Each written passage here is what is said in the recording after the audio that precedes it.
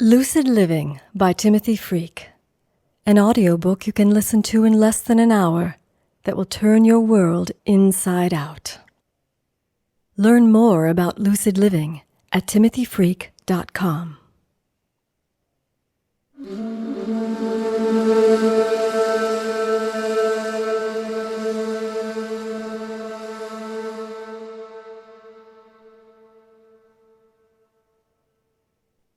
Imagine for a moment you're dreaming.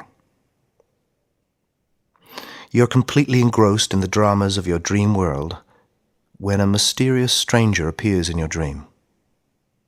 He sidles up to you and softly whispers something extraordinary in your ear. Psst! Wake up! You're dreaming.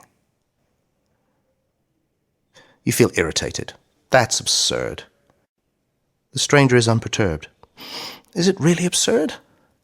Haven't you noticed how full of significant patterns and strange coincidences your experience is? As if there is some hidden meaning? Well, that's because this is a dream. You become angry. What? Are you saying this world is just some kind of unreal delusion? I find that offensive. Tell that to those people who are suffering. The stranger is patient. Of course this world is real. It's a real dream world. Its wonders are truly wonderful and its horrors are truly horrible. I'm not dismissing it. I'm simply pointing out that it's a dream. You're confused. What do you mean? The stranger explains, right now, you think you are a person talking to me. But that's just who you temporarily appear to be in this dream. The real you is the dreamer, and this whole dream world exists in you. You feel stunned. Are you asking me to believe that I'm imagining talking to you? Surely you're not a product of my imagination. The stranger smiles kindly. The person that you seem to be is not imagining this conversation with me, because that person is a part of the dream. But really, you are the dreamer who is imagining everything and everyone in this dream. We appear to be separate people having a conversation, but actually, we are both the dreamer. You begin to panic. Now you're freaking me out. I'm losing my hold on who I am. The stranger is reassuring. Don't worry, you're just beginning to wake up. This is a dream of awakening. It's designed to progressively make you more conscious until you're conscious enough to realize that you're dreaming. You're confused. But I don't understand. How do I wake up? The stranger looks you straight in the eyes. You can wake up any time you want. You simply have to want to wake up more than you fear it. And there is nothing to fear. Waking up feels good. Knowing you are dreaming is the secret of enjoying the dream. Your anxiety becomes excitement. You want to wake up.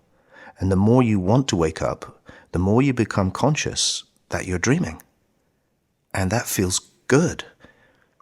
You're no longer frightened of all the terrors that may afflict you in the dream because you know that the real you is safe. Even if the person you seem to be were to die, it would be okay. Because actually, you're the dreamer. How marvelous! Overwhelmed with gratitude, you begin to thank the stranger, but he has moved on and is now deep in conversation with someone else who is looking shocked and intrigued. You call after him, "What now?" He turns to you briefly and grins. Enjoy the dream and help everyone else enjoy it, because we're all you. For a moment, you just stand there and let this awesome realization sink in. Then you notice nearby a number of anxious-looking people hurrying about their business, fully convinced they know exactly who they are and what is going on. You smile to yourself, sidle up to one of them, and whisper softly, "Psst, wake up, you're dreaming." Wouldn't that be an amazing dream? But how would you react if this were to actually happen to you right now? Because I am the stranger and I want to make an extraordinary suggestion. Life is not what it seems. You're not who you think you are. Life is like a dream, and you are the dreamer. Have you ever been conscious that you were dreaming whilst asleep at night? This is known as lucid dreaming. I want to suggest that it's possible to experience an ultra-awake state I call lucid living, in which you're conscious that life is like a dream. But I'm not asking you to just believe me. I want to share with you a way of thinking about life that will wake you up so that you experience lucid living for yourself. Lucid living requires a fundamental shift of perspective comparable to looking at one of those pictures of colored dots that suddenly turn into a spectacular 3D image. The first such picture I looked at promised me dolphins, but I could see only dots. I didn't know how to make the image come alive. My friends kept assuring me that if I just stopped concentrating on the dots and focused my eyes on infinity instead, I would definitely see the 3D image. But the more I was reassured, the more irritated I became at my failure. Then, suddenly, for a startling moment, the magic happened. Dots became dolphins, leaping lifelike out of the page towards me. And just as suddenly, they were gone again. Encouraged by my brief success, I kept looking until gradually I got it. Now I can see these 3D images quite easily. Experiencing lucid living can be like this. At first it sounds ludicrous, but keep looking and eventually you will get it. The trick to viewing a 3D image is to change your visual focus. The trick to experiencing lucid living is to change the way you think. And that is what I'm here to help you do. I want to introduce you to a way of thinking about life that will utterly transform your experience of living. I feel privileged that you have invited me into your mind to share these ideas with you. And I don't want to abuse your hospitality by wasting any of your valuable time. So I've kept things as concise as possible by distilling down the simple essence of lucid philosophy. I'm going to lead you through 7 powerful insights that will work together to wake you up from the sleeping sickness that keeps you unconscious in the life dream. Some of these insights are deceptively simple.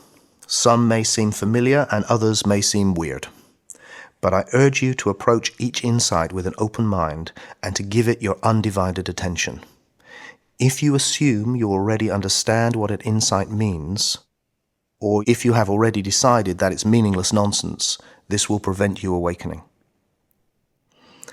To help you avoid just listening to the words and missing the meaning of each insight, I'm going to suggest you perform a number of philosophical experiments. In these experiments, I will talk you into experiencing lucid living by posing questions and then presenting my answers. Take the time to perform each experiment yourself and see if my answers also work for you. Make sure you actually do this. Otherwise, lucid living will remain just a bizarre idea. Before we embark on our philosophical adventure, let me make one thing very clear. When I compare life to a dream, I do not mean to denigrate it as some sort of meaningless fantasy. Life is too wonderful to be called an illusion unless we whisper the word in amazement, as we might when witnessing the most astonishing magic trick. What could be more magnificent than this glorious universe in all its multifarious extravagance? Its awesome vastness and delicate detail, its impersonal precision and intimate intensity, its harsh necessities and lush sensuality. This dream of life is a marvel. This little audiobook has grand aspirations. It won't take you long to listen to, but it could change your life for good. I urge you to listen to it straight through, because you're more likely to reach a philosophical climax if you take it all at once, especially if this is your first time. I can't promise to wake you up. Lucid living is like falling in love. It happens when it happens. You can't force it, and you can't prevent it. But I can take you on a blind date with some extremely bold and beautiful ideas. And you never know, it might be the beginning of something big. So, let me introduce our first insight. Life is a mystery.